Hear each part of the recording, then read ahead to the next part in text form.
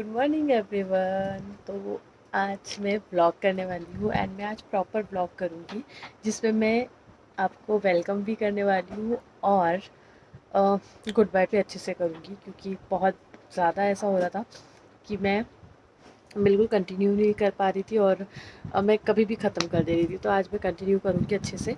तो या आज मैं अ डे इन रोज़ा आपके साथ में शेयर करूँगी। एंड आज मेरा ऑफिस भी नहीं है, तो मैं आज आपको थोड़ा अलग वाला चीज़ दिखाऊंगी। मतलब ऑफिस वाला तो आपने देखा है, तो आज मैं विदाउट ऑफिस वाला अ डे इन रोज़ा बताऊँगी। और ठीक है, तो अभी मैं ऑलरेडी लेट हूँ मैं अपनी सैरी के लिए, तो मैं पहले सैरी करूँगी। और उस दिन मैं अंधेरे में ये सब कर रही थी और अभी क्योंकि मम्मी भी उठी है तो कर रही हूँ। और हाँ, उस दिन मैंने पराठा खुद बनाया था और आज मम्मी पराठा बना रही है, तो ये एक अच्छी चीज़ है। तो अभी मैं पहले सहरी कर लेती हूँ एंड देन आपसे मिलती हूँ। और अगेन मैं सहरी में चाय पराठा ही खाने वाली हूँ, उसके अलावा कुछ इच्छा नहीं होती है खाने की। तो एक पराठा और दूध, चाय तो मैं पीती नहीं हूँ, सिर्फ वो डुबाने के लिए लगता है, तो अभी वही खाती हूँ।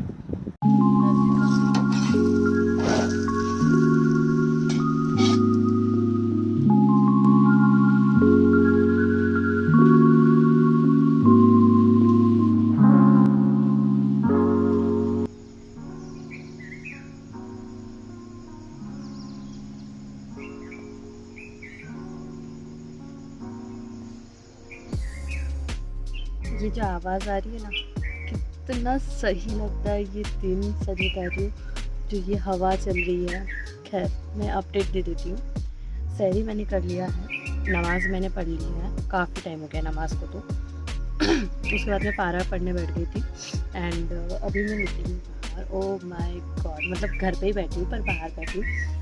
इतना ठंडी और इतनी मस्त हवा चल रही है, मतलब ठंडा भी नहीं है और गर्म भी नहीं है, वैसे वाली हवा चल रही है।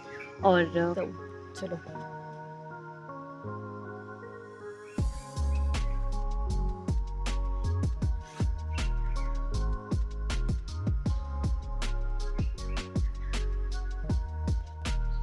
उठ तो मैं गई हूँ, 10:30 बजे ही उठ गई थी, पर स्क्रॉल स्क्रॉल करे जा रही हूँ करे जा रही हूँ। तो अभी, और इतने बजे तो वैसे मैं नहा धो के चली जाती हूँ। ऐसे होता है जब घर में रहो तो कुछ काम नहीं होता है। पर अभी मैं, बाप रे, मेरी आंखें सुबह इतनी सूजी हुई नहीं थी जितनी अभी सूज गई है। ओके, तो ये तो चलते रहता है यार। हाँ, रात की नींद, दिन की नींद, ये कैसी दिख रही है, आंखें खुली ही नहीं है ऐसा लग रहा है। तो अभी पहले देखती हूँ निशा दीदी क्या कर रही है, देन उसके बाद में देखती हूँ, नहाती हूँ वगैरह। ये 1 साल पहले मैं यही बैठी थी और यहाँ पे मैं आपको नेचुरल स्किन दिखा रही थी मेरी। और तो आज भी मेरी स्किन उतनी ख़राब तो नहीं है। और जो मैं पहले पहले बहुत ज़्यादा ख़राब हो गई थी, तो अभी मैं थोड़ा सा केयर कर लेती हूँ। कभी कभार हो जाता है कोई ऐसा प्रोडक्ट यूज़ कर ली जो सूट नहीं कर रहा हो, या फिर वो अभी मेरे स्किन पे एडजस्ट होने का हो, तभी जाके मुझे थोड़ा सा हो जाता है। अदरवाइज़ ये this is my natural skin. And अभी मैं सो के तो उठ गई थी काफ़ी देर से, पर अपने आप को उठा नहीं पा रही थी। ठीक है, तो अभी मैं नहा लेती हूँ और मैं लेट हो गई हूँ। अभी दीदी से बात किया मैंने बहुत देर तक के, तो लेट हो गई हूँ। और लेट नहीं हूँ, क्या कहाँ लेट हुई हूँ, बराबर ही हूँ। तो अभी मैं नहा लेती हूँ एंड उसके बाद में मैं सोच रही हूँ अपनी अलमारी को घड़ी करती हूँ। अलमारी को नहीं घड़ी करना है, अलमारी के कपड़े घड़ी करना है, क्योंकि बहुत ज़्यादा मेस मेस हो गया है।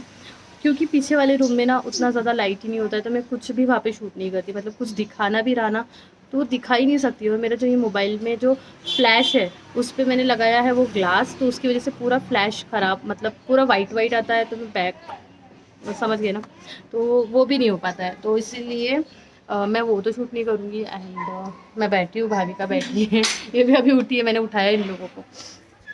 तो आज का दिन मैंने सोचा था कि बहुत अच्छा जाएगा, ये जाएगा वो जाएगा, पर पता नहीं कैसे जाएगा, क्योंकि मेरी मम्मी की तबीयत भी ठीक नहीं है। तो देखते हैं अभी। अभी तो पहले नहाऊंगी और फिर ही मिलूंगी। और हाँ, आज इफ्तारी पे मैं सोच रही हूँ मोमोज़ बनाने का, तो डेफिनेटली उसके थोड़ी सी रेसिपी जो मुझे आएगा वो भी मैं आपके साथ में शेयर करूँगी। और या नेचुरल स्किन अच्छी लग रही है, भाभी का बिल्कुल फ्लॉलेस है अपनी स्किन को लेकर। अब बच्चों की स्किन फ्लॉलेस ही होती है, हमारे पे है ये थोड़े से स्पॉट्स। खैर, तो अभी मैं और हाँ, मैंने वो लिया था जो क्या बोलते उसको, व्लॉगिंग का स्टैंड जो था, क्या बोलते रहे उसको, ट्राईपॉड, नहीं ट्राईपॉड नहीं है बोलते, कुछ तो भी होते हैं, स्टिक होती है, तो वो लिया था मैंने, पर वो तो मैं यूज़ ही नहीं करती, मैं हाथ से ही अपना काम कर लेती हूँ, तो वो अभी यूज़ करना पड़ेगा। एंड नेचुरल लाइट में काफ़ी अच्छा आता है, ऐसा लगता है कि यहीं पर ही मेकअप लुक शूट करो, है ना।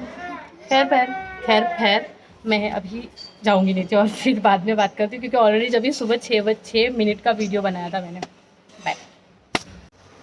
ओके, अभी मैं घर साफ़ कर रही थी तो मुझे ये याद आया, मतलब ठीक ठाक कर रही थी, तो मुझे एक चीज़ दिखी जो कि ये है, मतलब ये एक कारपेट है जिस पे हम लोग खाना खाते हैं, ऐसा मैं बोल सकती हूँ, ठीक है। तो मुझे एक चीज़ याद आई, तो मैंने सोचा आप लोगों के साथ में शेयर करती हूँ। तो ये सेंटर से पूरा अच्छा है, पर ये जो कॉर्नर से है ना, ये देखिए इस टाइप से फट जाता है, मतलब ये कॉर्नर से ये सिलाई निकल जाती है इस टाइप से, बाकी सेंटर से ये पूरा अच्छा है। और ये क्या है, इसके इस टाइप से धागे निकलते हैं, एंड इसके धागे निकलने के बाद में धीरे धीरे धीरे धीरे ये कम होगा और ख़राब हो जाएगा, ठीक है। तो ये दोनों कॉर्नर से आप लोग देखो, ये दोनों कॉर्नर से इसके ऐसे धागे निकलते हैं, ठीक है। तो मुझे अचानक से याद आया कि जब ये स्टार्टिंग में फटना शुरू हुआ था, मतलब साइड से, मतलब हाँ, कॉर्नर से फटना शुरू हुआ था, बाकी सब तो अच्छा था। तो मेरे पापा ने मुझे बोला था कि इसको सिल के रखना, और जब पापा कोई काम बोलते थे ना, मुझे बहुत त्रास आता था। मैं सोचती थी यार ये हमेशा ही बड़बड़ी करते रहते हैं, हमेशा कोई ना कोई काम बताते रहते हैं। तो मैं सिलती नहीं थी। फिर एक दिन पापा ने मुझे बिठाए और बोले कि ये जो है इसको इस स्टेप से ऐसे फोल्ड करो अच्छे से, और ये जो सिलाई दिख रही है आपको, ये जो वाइट कलर की सिलाई, ये सिलाई मारने बोले थे। तो उस समय जो पापा ने जो सिलाई मार के दिए थे, ये वो सिलाई है। उसके बाद से कभी इस पर सिलाई लगी ही नहीं, और देखो ये यहाँ से फट गया है, पर ये सिलाई से जहाँ पे पापा ने मारे थे, ये अभी तक के वैसा का वैसा है। और पापा जब बोलते थे कि जब तक कि ये चीज़ है अपने पास में, कोई भी चीज़ है, तो उसका जब तक कि यूज़ होता है तब तक कि निकालो, से ज़रूरी नहीं है कि थोड़ा फट गया तो उसको फेंक दो। सिलाई मशीन, सिलाई धागा जो होता है, सुई धागा, ये सब होता क्यों है, किसी चीज़ को सिलने के लिए ही ना। तो यार मेरे को अचानक याद आया ये देख के कि ये पहले फटा था, और आई थिंक मैंने इसको फिर से सिलना चाहिए, क्योंकि अच्छा है अच्छा है तो इसको ख़राब क्यों करें। तो वही एक चीज़ मुझे याद आई। और अज़ान हो गई है, पर मैं अब तक नहाने की हूँ, क्योंकि मैं ये थोड़ा-सा ठीक कर रही थी, और मैं घर में नहीं रहती हूँ, तो सब अपने हिसाब से करते हैं, मतलब कोई चीज़ को कहाँ रखना है, और जो मेरी चीज़ होती है वो मैं वैसे ही मेस करके रखती हूँ, और फिर जब मुझे वक़्त मिलता है मैं तब ठीक करती हूँ। तो आज मैं वही सब करने वाली हूँ, पर पता नहीं मैं पूरा कर पाऊँगी या नहीं, क्योंकि मैंने सोचा है कि आज रात को मैं फ़िल्म करूँगी आफ्टर रोज़ा इफ्तारी, और उसके बाद मैं सोच रही हूँ फ़िल्म करने का, तो अब देखते हैं करूँगी या नहीं, पर सोच के रखा है। ओके गाइस, तो मैं अभी बस नहाने जा रही थी, तो मैंने सोचा कि मेरे हेयर जो है मैंने 1 वीक से धोए नहीं हैं, तो वो थोड़े से फ्रीज़ी हो गए हैं।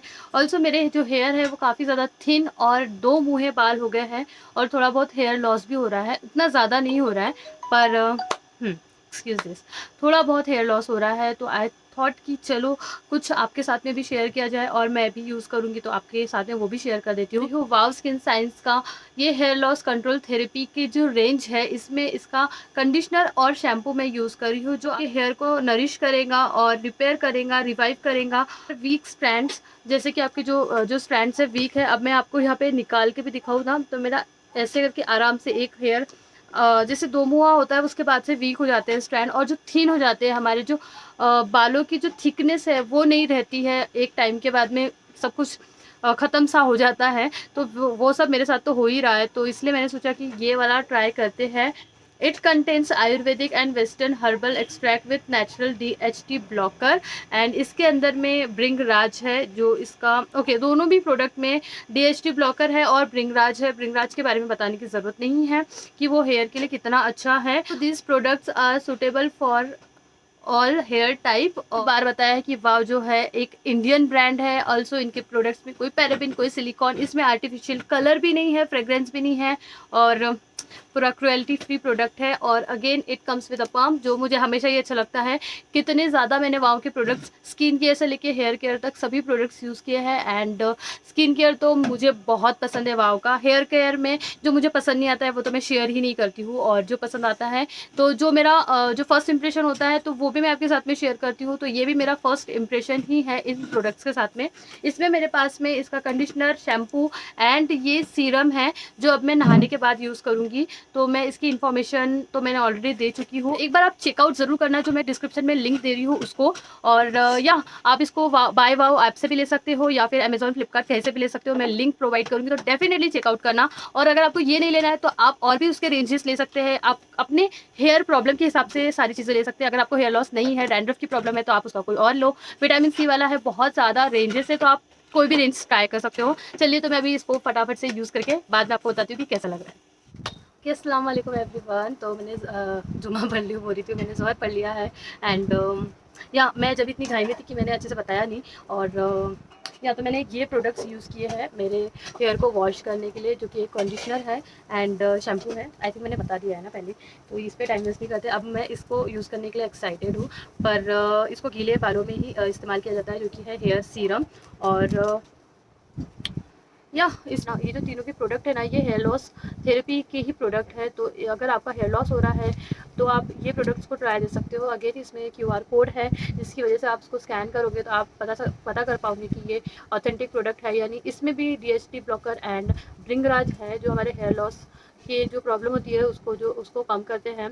इसको यूज़ करने के लिए एक बात ख्याल रखें कि आप इसको, अगर आपका नॉर्मल टू ऑयली हेयर है तो आप इसको वीक में 2 से 3 टाइम अप्लाई कर सकते हो वीक में। और अगर आपका ड्राई हेयर है तो आप इसको रोज़ भी अप्लाई कर सकते हो। रखिए कि आपको इसको अपने बिना धुले हुए बालों पे बिल्कुल नहीं अप्लाई करना है। अगर आप बिना धुले हुए बालों पे इसको अप्लाई करोगे तो आपके बाल और ज़्यादा फ्रीजी और ख़राब लग सकते हैं। तो आपने ये चीज़ का ध्यान रखें, जब भी आप हेयर वॉश करें आप इसको तभी इस्तेमाल करें। और मैं अभी नहीं कर रही हूँ, क्योंकि मैं, ऐसा कुछ नहीं है कि रोज़े में नहीं लगाते हैं, पर मैंने सोचा कि नहीं अभी नहीं लगाते हैं, क्योंकि मेरा रोज़ा है। तो आई थिंक मैं ऐसा कोई भी चीज़ नहीं लगाती हूँ। स्पेशली मैं तो कुछ फेस को भी नहीं लगाया है, तो मैं ये सब भी नहीं लगाने वाली हूँ अभी रोज़े में। पर फर्स्ट इंप्रेशन नहीं है ये, जो है ये मेरा फर्स्ट इंप्रेशन है। देखो मैंने अभी इसका जो नहाने के पहले इसका सील ओपन किया है, तो यू कैन सी। तो ये जो कंडीशनर और शैम्पू था, इसका मेरा फर्स्ट इंप्रेशन था। ये मैंने आपके लिए पहले ही यूज़ करके रख लिया है। और तो ये मैं बता दूं कि इसका जो फ्रेग्रेंस है ना, ये तीनों प्रोडक्ट का फ्रेग्रेंस एक जैसा ही है। और जो कि मुझे समझ में नहीं आ रहा है किस चीज़ का फ्रेग्रेंस है, और इसमें कोई एडेड फ्रेग्रेंस नहीं है। तो एक्चुअली ये जो इसमें जो ब्रिंगराज वगैरह है, शायद इसी की इसमें फ्रेग्रेंस है, मुझे बिल्कुल नहीं समझ में आ रहा है। तो ये मैं बताऊँ, सबसे पहले जब मैंने इसको यूज़ किया मुझे बिल्कुल नहीं पसंद आया। मैंने इसके पहले यूज़ किया है, ठीक है, तो मुझे बिल्कुल भी पसंद नहीं आया। मैंने सोचा यार ये फालतू ही प्रोडक्ट है। उसके बाद मुझे मतलब कितना, मतलब 3-4 घंटे बाद मेरे हेयर ना बिल्कुल अच्छे थे, स्मूथ थे और बिल्कुल सॉफ्ट थे। मतलब ये सीरम है, ये आपके हेयर को स्मूथ सॉफ्ट करने में हेल्प करता है, और मतलब मैनेजेबल दिखाने में हेल्प करता है, मतलब ऐसे बोल सकते हैं। बस मुझे ये नहीं समझ में आया कि ये जो है ये क्यों ही दिया है, ये जो स्प्रे है ये क्यों दिया है। नॉर्मल हमारा जो स्किन केयर वाला जो स्प्रे होता है, अगर वो भी देते तो आई थिंक काम चल जाता। ये थोड़ा सा मतलब मॉडर्न दिखाने के लिए किया है, पर ये स्प्रे मुझे उतना कुछ पसंद नहीं आया। बाकी ओवरऑल प्रोडक्ट मैंने यूज़ किया है तो मुझे अच्छा लगा। बिल्कुल हेयर 2-3 दिन तक बिल्कुल मैनेजेबल लगते हैं। ऑल्दो आपको, अगर आपका, मैंने बताया नॉर्मल टू ऑयली स्किन है, तो आप इसको मतलब वीक में 2-3 बार यूज़ कर सकते हो। पर अगर आपका ऑयली स्किन है तो डेली मत यूज़ करना, नहीं तो पता है आपको क्या होगा, आपके बाल चिपचिपे लगेंगे। और इसको एक ख्याल रखें कि जब भी आप हेयर वॉश करें उसके बाद गीले बालों में यूज़ करें। जैसे कि अगर मेरे अभी जो हेयर है, आप लोग देख सकते हैं, ये पूरे गीले हेयर है। मैंने अभी ये यूज़ किया है, तो मैं वो भी बताऊंगी, पर इसको थोड़ा सा ड्राई होने दूंगी, तभी मुझे पता चलेगा कि ये कैसे काम किया है शैम्पू और कंडीशनर ने। तो ये गीले जैसे हेयर है, देखो थोड़े सेमी गीले हैं, मतलब सेमी गीले क्या बोल रही हूँ मैं, सेमी ड्राई है या फिर सेमी वेट है। तो इसमें हमको स्टेप से स्प्रे करना है एंड जस्ट यहाँ पे लगाना है, स्कैल्प पे इसको नहीं लगाना है। एंड या यही ये प्रोडक्ट का था। प्रोडक्ट मुझे पहले नहीं पसंद आया था। कभी कभी क्या होता है, फर्स्ट इंप्रेशन का एक प्रॉफिट ये होता है, आप लोग जब देखते हो प्रोडक्ट में क्या होता है ना, कि जब हम पहली बार उसको यूज़ करते हैं तो वो प्रोडक्ट हमको बिल्कुल पसंद नहीं आता, पर वो बाद में डेली यूज़ करने में काफ़ी अच्छा लगता है। और कुछ कुछ ऐसा होता है कि फर्स्ट इंप्रेशन में ही पसंद आ जाता है और बाद में देखें तो कुछ अच्छा काम नहीं करता है। तो वैसा ही ये हुआ, इसका फर्स्ट इंप्रेशन ऐसा था कि मुझे उतना पसंद नहीं आया था। एंड देन मैंने इसको यूज़ किया तो मुझे ऐसा लगा कि नहीं, ये मैनेजेबल करता है और हेयर बिल्कुल मैनेज होते हैं, मतलब बिल्कुल भी ऐसे मतलब होते हैं ना कि हमारे धोने के बाद में, हेयर वॉश करने के बाद में कुछ किसी किसी के गुड हेयर डे होते हैं और किसी किसी के बैड हेयर डे, तो बिल्कुल जमते नहीं है बाल वगैरह, तो ऐसा कुछ नहीं लगा। तो ये प्रोडक्ट भी आप ट्राई कर सकते हो। और ठीक है, अभी मैं इफ्तार की तैयारी करूँगी, और मैंने नमाज़ तो पढ़ लिया है। इफ्तार की तैयारी इसलिए करूँगी क्योंकि मैं अकेले ही बनाऊँगी, तो मुझे रोज़ आदत नहीं है, तो मुझे थोड़ा टाइम लगेगा। तो इसलिए आज हम मोमोज़ बनाएंगे, तो वही देखते हैं कैसे बनाऊँगी। तो यहाँ पे मैं सबसे पहले पत्ता गोभी को कद्दूकस कर लूँगी, जिसके लिए ये इस टाइप से इसमें कद्दूकस कर लूँगी। और उसके बाद में मैंने लहसुन लिया है जो भाभी का छीलेंगी, और लिया है अदरक। तो पहले हम इसको अच्छे से पीस लेंगे एंड नहीं कीस लेंगे, एंड उसके बाद में बताती हूँ।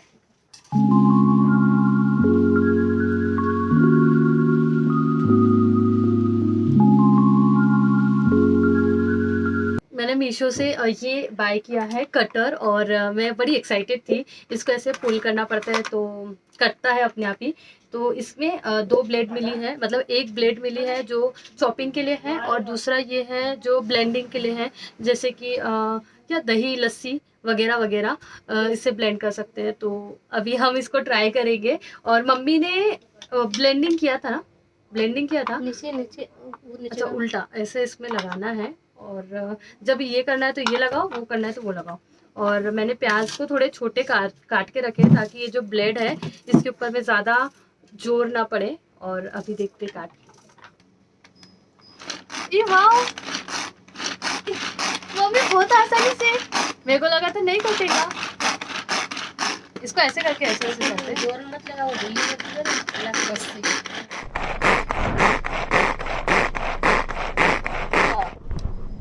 ये इसमें बारीक कटी हुई अदरक और लहसुन, और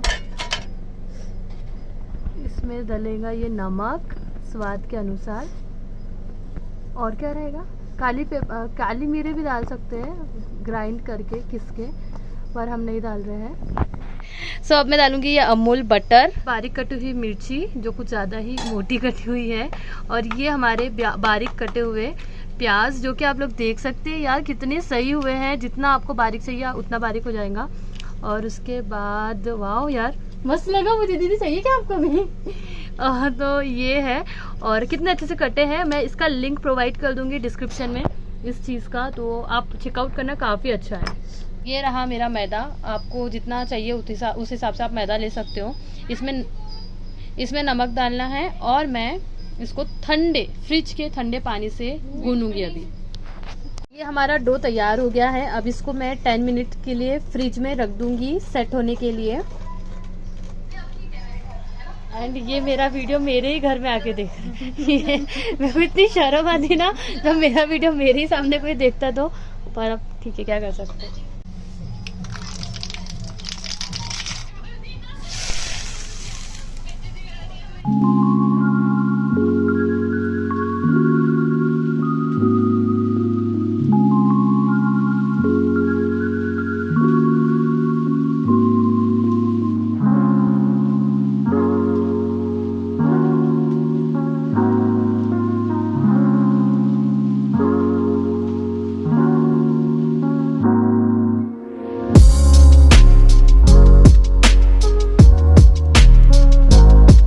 तो यहाँ पे मैंने एक गंज लिया है, और उस गंज में डाला है पानी। आपको जैसा ठीक लगे आप वैसे डाल सकते हो।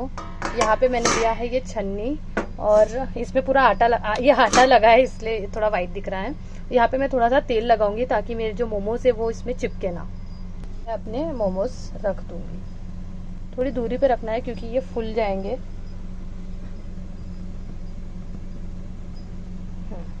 अब इसको मैं ढक दूंगी और इसको 20 मिनट्स के लिए मैं पकाऊंगी। सो इसको मैं 20 मिनट के लिए पकाऊंगी। अगर मैं इसको मतलब क्या करने वाली हूँ, फ्राई भी करने वाली हूँ, तो जिनको मैं फ्राई करूँगी उनको मैं हाफ़ कुक करूँगी, हाफ़ स्टीम दूंगी। और जिनको मैं पूरा पकाने वाली हूँ, मतलब जिनको स्टीम वाले बनाने वाली हूँ, उसको मैं 20 मिनट पूरा स्टीम दूंगी। और ये रेसिपी है भरत किचन की, तो आप उनको भी भरत जेड किचन, तो उनको भी जाके फॉलो कर सकते हो। डेफिनेटली आप लोग को शायद आई एम श्योर कि आप लोगों को पता ही होगा कि मैं उनकी कितनी बड़ी फ़ैन हूँ कुकिंग को लेके। तो मैं हर चीज़, कोई भी चीज़ मुझे सर्च करना हो तो मैं momos recipe Bharat kitchen, chicken korma Bharat kitchen, हर चीज़ के पीछे भरत किचन लगाती हूँ क्योंकि उनके जो लॉजिक्स होते हैं बहुत सही होते हैं। तो आप भी ऐसे किसी फूड के लिए मतलब बनाने के लिए, रेसिपी के लिए उनको फॉलो कर सकते हो। ठीक है, तो मैं अभी और अपना पूरा कंप्लीट करती हूँ एंड देन अभी 20 मिनट्स का वेट करती हूँ। उसके अलावा मैंने पानी भी भरा है भाई, आज तो इतना पानी भरना था, मतलब आधा से ज़्यादा ड्रम खाली था और वो मुझे भरना पड़ा। और आज जो एहसास हुआ है ना, क्या बताऊँ मैं, बहुत ज़्यादा ही ख़राब। ठीक है, अभी पहले भर लेती हूँ एंड उसके बाद मिलती हूँ। ओके, आई एम हैप्पी क्योंकि मेरे मोमोज़ जो स्टफिंग थी वो करके तैयार हो गई है, बस अब स्टीम हो रहे हैं एंड अभी इसका टाइम हो गया है, असर का टाइम हो गया है, तो मैं अभी नमाज़ पढ़ लेती हूँ एंड मेरे स्टीम हो रहे हैं ना मोमोज़, मेरे को बहुत खुशी हो रही है। बस मम्मी ने मुझे जो पाती है वो बेल के दी थी और बस अगर मैं बेलने बैठी तो फिर तो आपको पता है कि मगरिब भी हो जाती, पर मम्मी ने हेल्प कर दी। उसके अलावा आई थिंक बाकी सब तो हो गया है, अभी असर पढ़ते हैं और फिर बहुत जल्दी बनाया मैंने। फिर उसके बाद मैं मोमोज़ दिखाऊंगी आपको। मुझे तो अच्छे दिख रहे हैं, अब देखते हैं। ये एक कच्चा दिख रहा है ऊपर से, पर देखते हैं कि ये पका है या नहीं अच्छे से। और ठीक है, वेल गाइस, ये रहे मेरे मोमोज़ और ये जो है ये फुल कुकड है और यहाँ से जो है ये हाफ़ कुक है। तो मैं इसको फ्राई करने के लिए इसको हाफ़ कुक करा है, कुक मतलब स्टीम किया है। अब मैं जब इफ्तारी दूंगी मैं तभी इसको गरम गरम फ्राई करूँगी। तो दोस्तों, नमाज़ तो मैंने पढ़ लिया था और मोमोज़ भी निकलवा लिए थे, पर अभी मुझे लग रहा है, अभी मैं पारा पढ़ने बैठी थी पर 6 बज गया है और एक ही घर से इफ्तारी आती है क्योंकि ये कोरोना चल रहा है, इसलिए मतलब जो मेरे बाजी है बस उन्हीं के घर से इफ्तारी आती है। और या तो मैं सोच रही हूँ कि खाला आ जाएंगे, उससे पहले ही मैं फ्राई कर लेती हूँ मोमोज़, नहीं तो वैसे ही रह जाएंगे। अब फ्राई करना मैं नहीं दिखाने वाली हूँ, आई नो कि वीडियो ऑलरेडी बहुत ज़्यादा लेंथी है, पर वो पहले मैं फ्राई कर लेती हूँ एंड उसके बाद मैं आपको इफ्तार में मिलूँगी। सो गाइज़, थोड़ा वक्त लग गया मुझे, मेरी इफ्तारी बन गई है एंड लुक एट माई इफ्तारी। ये मेरे मोमोज़, मैंने फ्राइड मोमोज़ किए हैं। मैंने सोचा था कि मैं सिंपल वाले भी रखूँगी पर नहीं रखा। ये इडली आई है बाजी के घर से एंड मोमोज़ लुक कितने अच्छे लग रहे हैं ना। तो या और ये शेज़वान चटनी और ये मेयोनीज़, ये मैंने ख़रीद के ला लिया क्योंकि मुझे बनाने को त्रास आ रहा था। ठीक है, तो ये था आज का पूरा दिन और अभी मैं इफ्तार कर लूँगी एंड उसके बाद ऑब्वियसली नमाज़ पढ़ूँगी और मगरिब और फिर इशा। एंड आज मैं सोच रही हूँ कुछ वीडियो शूट करने का, सोच रही हूँ, नॉट कंफर्म कि मैं करूँगी ही करूँगी। तो मैं हमेशा क्या करती हूँ ना, मैं भाविका को हमेशा बोलती हूँ कि मैं जब भी रोज़ा खोलूँ तो मेरे साथ में खाना आ जाया कर। तो मैं वो बच्ची को लेकर रोज़ा खोलती हूँ आजकल रोज़। और या अभी इफ्तार का ऐलान होगा और फिर हम रोज़ा खोलेंगे।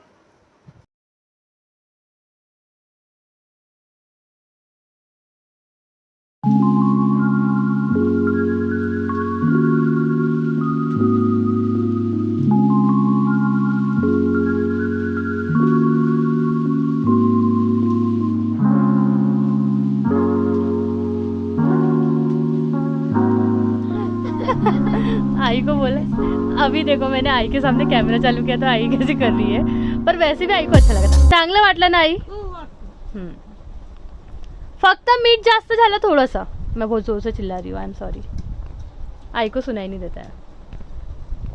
तुझे कैसा लगा था? अच्छा लगा था। तो अभी ये खा रही है आई और हाँ बस अब बार बार ऐसे ही करने वाली। ओके, तो मैंने जब से जो मैंने बाल धोए थे तब से मैंने ओपन ही नहीं किए थे, अभी भी गीले हैं मेरे हेयर, शाम हो गई है फिर भी गीले हैं, तो अभी मैंने थोड़ा इसे ओपन करके रखा है ताकि सूख जाए। मिलते हैं नेक्स्ट वीडियो में, टिल देन बाय, अल्लाह हाफिज़ और रमज़ान मुबारक सभी को। और यही था आज का डे इन माय रोज़ा, अ डे इन रोज़ा, और काफ़ी अच्छा था। और एक मैं चीज़ बोलना चाहूँगी जाते जाते कि लिटरली मैं सच बता रही हूँ, हम बहुत ज़्यादा खुश नसीब है, मैं तुझे भी बता रही हूँ क्योंकि अपन रोज़ा खोलते हैं, रोज़ खोलते हैं साथ में, हम बहुत ज़्यादा खुश नसीब है कि हम ये सब चीज़ें खा रहे हैं। बहुत से ऐसे लोग हैं जिनको ये भी नसीब नहीं होता है, लिटरली वो लोग नमक पे, उनका अपना जो पेन खजूर होता है ना, खजूर खाते हैं ना अपन, वो भी नहीं मिलता है, नमक पे ऐसे नमक चाट के पानी पी के रोज़ा खोलते हैं और रोज़ा रखते हैं। तो अपन बहुत खुशनसीब है, ये चीज़ का हमेशा ख्याल रखना। और सीरियसली जो लोगों के पास में नहीं है, ऑब्वियसली उनके पास तो मोबाइल नहीं होगा तो वो तो ये सब चीज़ें देख नहीं सकेंगे, पर अगर आपके आसपास में कोई भी ऐसा है तो आप ज़रूर दो। और और इस सिचुएशन में तो डेफिनेटली किसी की हेल्प करो। और एक मैं बोलना चाहूँगी, जितना हो सके घर में रहो, और अगर नहीं काम है तो बिल्कुल मत निकलो, अगर काम है तो मास्क पहन के ही निकलो। मैंने भी पहले बहुत इग्नोर किया था स्टार्टिंग में, पर नहीं गाइस, प्लीज़ इग्नोर मत करो। बस इतना ही बोलूँगी। ये वीडियो ऑलरेडी बहुत ज़्यादा लेंदी है, मुझे लगा कि मैंने यहाँ पे चालू ही नहीं किया है करके तो बहुत ज़्यादा लेंदी है। मिलते हैं नेक्स्ट वीडियो में, टिल देन बाय, अल्लाह हाफिज़। Bye bye.